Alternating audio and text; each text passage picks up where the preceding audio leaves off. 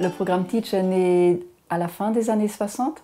Souvent en Suisse ou en France, on dit que c'est une nouvelle approche, mais en fait c'est une approche qui a énormément d'expérience, puisqu'ils ont commencé à travailler avec les enfants avec autisme et avec leurs familles fin des années 60. Et ce qui était très important pour eux, c'est justement de travailler avec les familles. À l'époque, les parents étaient culpabilisés et donc on séparait plutôt l'enfant autiste de sa famille.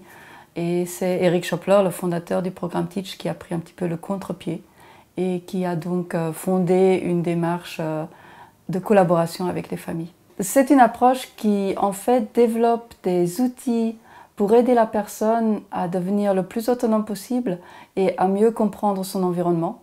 Donc l'idée à la base, c'est pas que la personne s'adapte à la méthode, c'est plutôt qu'on essaye de voir quels sont les besoins de la personne avec autisme et comment on peut l'aider à mieux comprendre son environnement et à mieux apprendre des nouvelles compétences.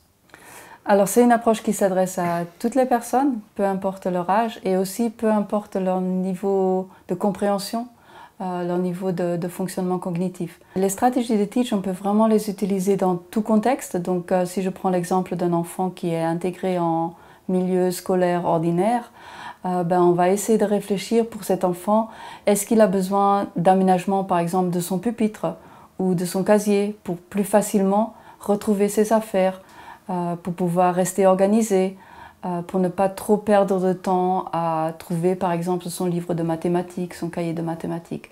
Donc on va par exemple utiliser un code de couleur pour aider cet enfant à s'organiser.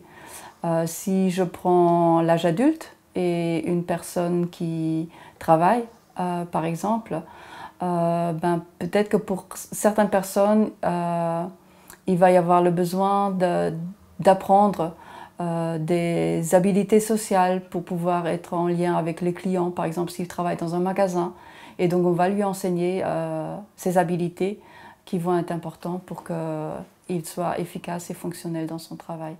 Dans les stratégies de Teach, on essaie de tenir compte des particularités de la personne avec autisme. Et une des particularités, souvent les personnes avec autisme le font remarquer, c'est qu'elles aiment bien quand c'est prévisible, quand c'est planifié, ou alors quand c'est identique à la semaine dernière, quand c'est répétitif, donc quand elles peuvent s'appuyer sur des routines. Et donc on profite à Teach pour utiliser ces routines-là. Par exemple, toujours regarder mon agenda, ça peut devenir une routine. Mais du coup, c'est une routine fonctionnelle et à l'intérieur de l'agenda, on peut amener des changements.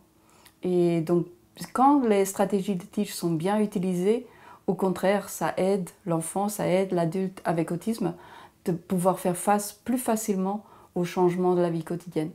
Donc si par exemple l'enfant apprend à utiliser un programme visuel sous forme de pictogramme, on peut lui montrer que tous les lundis ne sont pas pareils parce que les images sur son emploi du temps vont changer. L'idée, ce n'est pas d'enfermer la personne dans des rituels, mais de s'appuyer sur ce qu'elle aime, c'est-à-dire la prévisibilité et la ritualisation pour l'aider à accepter des changements. Teach d'ailleurs n'a jamais voulu être un programme exclusif. On va focaliser plus sur les compétences et les forces de la personne pour la valoriser davantage. Et puis on sait d'expérience que plus on développe les compétences, plus il va y avoir des compétences émergentes, même dans les domaines déficitaires. À Teach, on focalise davantage sur rendre compréhensible ce qu'on enseigne à la personne. On a réalisé que si la personne elle comprend ce qu'on lui enseigne, à ce moment-là, elle est motivée et elle n'a pas nécessairement besoin de renforçateur à la fin parce que l'apprentissage devient significatif pour la personne.